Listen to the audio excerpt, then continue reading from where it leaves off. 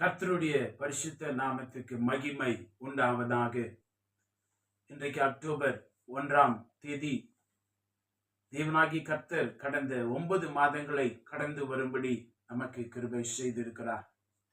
இந்த நாளிலும் தேவனுடைய வார்த்தையை நாம் கேட்கலாம். சங்கீதம் 121 6வது வசனம். கர்த்தர் உன்னை எல்லா தீங்குக்கும் விலக்கி காப்பார், அவர் உன் ஆத்துமாவை காப்பார். எனக்கு அன்பான தேவனுடைய பிள்ளைகளே, வேத வசனம் சொல்லுகிறது, ஒரு மனிதன் உலகம் முழுவதையும் ஆதாயப்படுத்தினாலும் தன் ஆத்துமாவை நஷ்டப்படுத்தினால் அதனால் அவனுக்கு என்ன லாபம் என்று சொல்லி தேவன் கேட்கிறார்.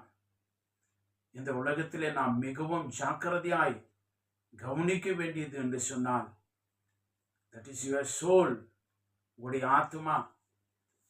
இன்னைக்கு தேவனாகிய கர்த்தர் இந்த வார்த்தையில, இந்த வசனத்துல நான் படித்தோம், அவர் எல்லா தீங்குக்கும் உன்னை விலக்கி காக்கிறார், உன் ஆத்துமாவை காக்கிற தேவனாய் இருக்கிறார்.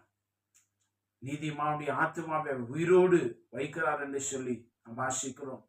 ஆத்துமாவுக்கு ஒரு கெடும் வராது என்று சொல்லி வேத வசனத்துல வாசிக்கிறோம். இந்த ஆத்துமாக்காகத்தானே தேவன் தன் ஜீவனையே சிலுவையில கொடுத்தார், ரத்தம் சிந்தினார்.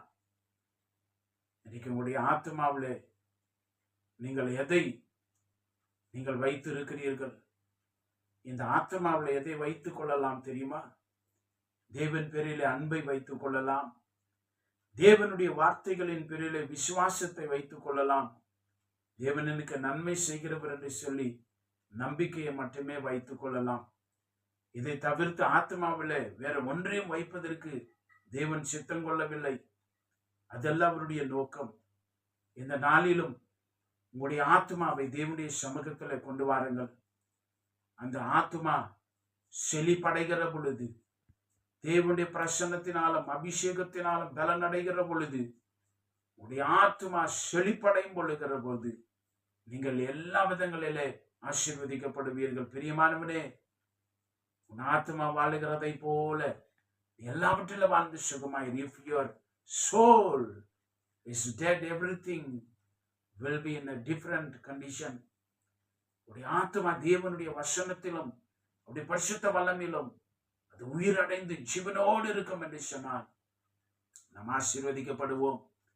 கர்த்தர் அதை கொடுக்கிறார். உங்களுக்கு அந்த பலனை, அந்த ஜீவனை, விசுவாசத்தை, நம்பிக்கையை, தைரியத்தை உங்களுக்கு கொடுக்கிறார். உடைய ஆத்மாவை நாம் பாதுகாத்துக் கொள்ள வேண்டியது. தேவன் நமக்கு தயவு செய்திருக்கிற அந்த இரக்கத்தை நினைத்து நம்முடைய பங்கை நாம் செய்ய வேண்டியது அவசியமாய் இருக்கிறது. நீங்க கவலைப்பட்டு கொண்டிருக்கிறீங்களா? கடந்த 9 மாசம் எப்படி போனது என்று தெரியவில்லை என்று சொல்லுகிறீர்களா? ரொம்ப கஷ்டப்பட்டுட்டேன், ரொம்ப வருத்தத்தை நான் சந்தித்தேன் என்று சொல்லுகிறீர்களா? தேவன் பேரிலே நம்பிக்கையாயிருங்கள். தேவனுடைய செய்த அந்த மகிமையான இரக்கங்களுக்கு உடைய ஆத்மா அவைகளை ருசி பார்க்கும்படி தேவனிடத்துல ஓடி வாருங்கள். எபிரேயர் 6ஆம் அதிகாரத்துல நான் 18, 19 வசனங்களை நான் வாசிக்க விரும்புகிறேன். நமக்கு முன் வைக்கப்பட்ட நம்பிக்கையை பற்றி கொள்ளும்படி அடைக்கலமாய் ஓடி வந்த நமக்கு 2 மாறாத விசேஷங்களினால் நிறைந்த ஆறுதல் உண்டாகும்படிக்கு எவ்வளவேனும் பொய்யுறாத தேவன் அப்படி செய்தார். அந்த நம்பிக்கை நமக்கு நிலையும் உறுதியும் திரைக்குள்ளாக போகிறதுமான ஆத்ம நங்குரமாயிருக்கிறது. இந்த ஆத்ம நங்குரம் கிறிஸ்து தான் நம்முடைய ஆத்ம நங்குரமாய் இருக்கிறார். எனக்கு அன்பான தேவனுடைய பிள்ளைகளே, கடல்ல எல்லாம் கப்பல் பயணிக்கிற பொழுது, பெருங்காற்று அலைகள் எழும்புகிற பொழுது, கப்பலிலே பிரயாணம் செய்கிறவர்கள் தங்களை பாதுகாத்துக் கொள்ள, தப்புவித்துக் கொள்ள ஒன்றை செய்வார்கள். அந்த நங்குரங்களை பாய்ச்சி அந்த கடலின் அலைகளில் அடைப்பட்டு மாண்டு போகாதபடிக்கு தங்களை தப்புவித்துக் கொள்வார்கள். இயேசு ராஜா நம்முடைய ஆத்ம நேசர், நம்முடைய ஆத்மத்துக்கு நங்குரமாய் இருக்கிறார். நம்முடைய ஆத்ம அலைகளினாலும், கவலைகளினாலும், கஷ்டங்களினாலும், நெருக்கத்தினாலும், வழிகளினாலும் தவிக்கிற பொழுது நாம் தைரியமா நம்முடைய ஆத்ம நங்குரமாயிருக்கிற இயேசுவின் இடத்துல நாம் அடைக்கலமாய் சேர்ந்து விடுகிற பொழுது you can find rest, you can find piece in your Lord. நம்முடைய ஆண்டவராகிய அந்த இயேசுவிடத்தில் நம்முடைய ஆத்மாவை நம்ம அப்படி சமூகத்தில் ஒப்பு கொடுக்கிற பொழுது ரொம்ப அமைதியா, ரொம்ப சாதாரணமாய் இந்த பரலோக நிம்மதியோடு சமாதானத்தோடு இந்த உலகத்துல பிரயாணம் பண்ண முடியும். நீங்க அடிக்கிற பொழுது கப்பலெல்லாம் அசையும், படகெல்லாம் அசையும், வாழ்க்கை கூட அப்படிதான். ஆனால் இயேசுவை பற்றி கொள்ளுகிற பொழுது உங்களுடைய ஆத்மா கர்த்தரை நம்பி திடனாயிருக்கும், உறுதியாயிருக்கும். துர்ச்செய்தியை கேட்கிறதுனால் அவன் பயப்படாதிருப்பான். தன்னை சுற்றி என்ன நடக்கிறது, வலதுபுறத்திலும் இடதுபுறத்திலும் என்ன நடக்கிறது என்று கவலைப்படாதிருக்கலாம், தைரியமாயிருக்கலாம். கவலைப்படாதிருங்கள். ஆத்தும நங்குருமாகி இயேசுவை பற்றி கொள்ளுங்கள். இந்த மாதத்துல நீங்கள் ஜெயம் காண்பீர்கள், நீங்கள் ஜெயிப்பீர்கள். God will tune your mind for victory. ஆண்டவர் உங்களுடைய ஆத்மாவை அப்படிதான் செட் பண்ணுவார். உங்களுடைய ஆத்மாவுக்கு பலனை கொடுப்பார். நீ ஜெயிப்பீங்க. You will overcome every obstacle in your life. தைரியமாயிருங்க.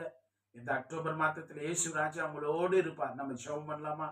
பரிசுத்தமான தகப்பனே, இந்த புதிய மாதத்துக்காய் நன்றி சொல்லுகிறோம்.